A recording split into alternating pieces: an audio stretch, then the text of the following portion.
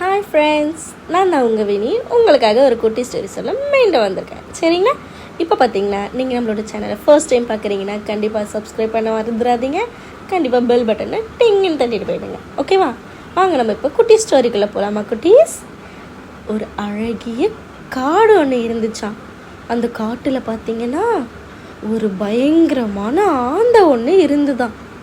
அந்த ஆந்தை நைட்டில் தான் நல்லா வேட்டையாடுமா. அப்போ பகலில் நல்லா தூங்கி ரெஸ்ட் எடுக்கலான்னு சொல்லிட்டு அந்த ஆந்தை வந்து தூங்கிட்டு இருந்திருக்கு. அப்போ தூங்கிட்டு இருக்கும் பொழுது அந்த வழியாக புல்தரையில் ஒரு வெட்டுக்கிளி வந்திருக்கு. அந்த வெட்டுக்கிளி என்ன பண்ணியிருக்கு, தன்னை மறந்து பாட்டு பாடிகிட்டே வந்திருக்கு. அது பாட்டு பாடிட்டே வரது இந்த ஆந்தைக்கு ரொம்ப எரிச்சலாக இருந்திருக்கு. ஏன்னா இதுதான் நைட்டு ஃபுல்லாக கொடூரமாக வேட்டையாடிட்டு வந்து பகல் நேரத்தில் தூங்கிட்டு இருக்கு இல்லையா. இது வந்து என்ன சொல்லியிருக்கு வெட்டுக்கிளிக்கிட்ட, நீ பாடுறத நிறுத்து, எனக்கு ரொம்ப தலை வலிக்குது, நீ மற்றவங்களை தொந்தரவு பண்ணாமல் பாடுறத பாடு, என்னை தொந்தரவு பண்ணாத அப்படின்னு சொல்லி ரொம்ப ஒரு கோவமான வார்த்தையில் சொல்லியிருக்கு. இதை கேட்ட வெட்டுக்கிளி ரொம்ப திமுறா, நீ என்ன சொல்கிறது, நான் இங்கே தான் பாடுவேன்னு சொல்லிட்டு வீம்புக்குனே அந்த மரத்து கீழே படுத்துட்டு பாட்டு பாடிட்டே இருந்திருக்கு.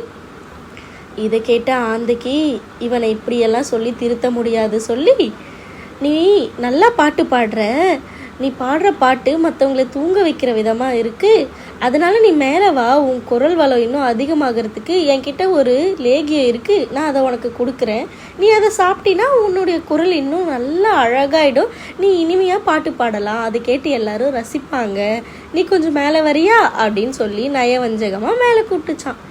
இதை கேட்ட வெட்டுக்கிளியும் ஏமாந்து மேலே போச்சான். மேலே போன உடனே இந்த செகண்டில் ஆந்தை வந்து அந்த வெட்டுக்கிளியை பிடிச்சிருச்சான். பிடிச்சி ஒரே நசுக்கி அந்த வெட்டுக்கிளியை சாவடிச்சிருச்சான். அந்த வெட்டுக்கிளியும் உடல் பிதுங்கி செத்து போச்சான்.